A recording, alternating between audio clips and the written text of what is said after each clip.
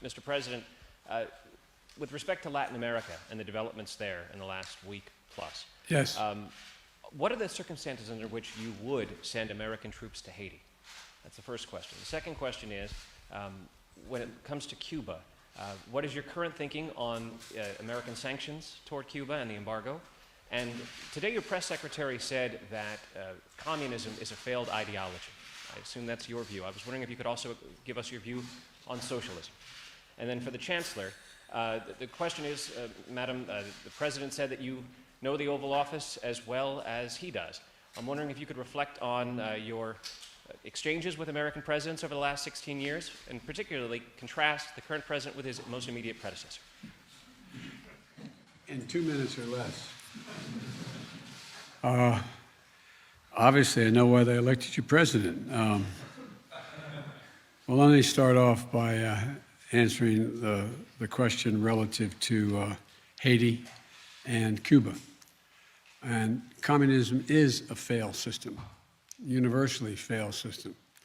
And I don't see socialism as a very useful substitute, but that's another story.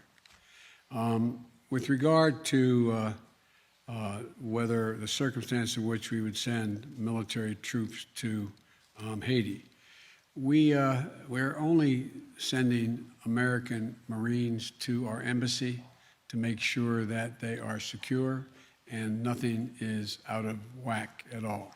But the idea of sending American forces into Haiti is not on the agenda at this moment, number one. Number two, with regard to Cuba, Cuba is unfortunately, a failed state in repressing their citizens. There are a number of things that we would consider doing to help the people of Cuba, but it would require a different circumstance or a guarantee that they would not be taken advantage of by the government. For example, the ability to send remittances back to Cuba. I would not do that now because the fact is it's highly likely that the regime would confiscate those remittances or big chunks of it.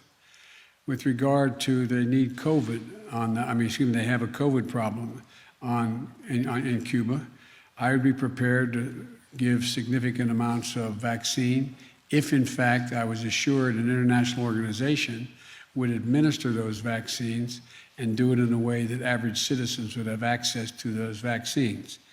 One of the things that you did not ask, but we're considering is they've cut off access to the internet. We're considering whether we have the technological ability to reinstate that access. And I think I've answered your questions. Thank you.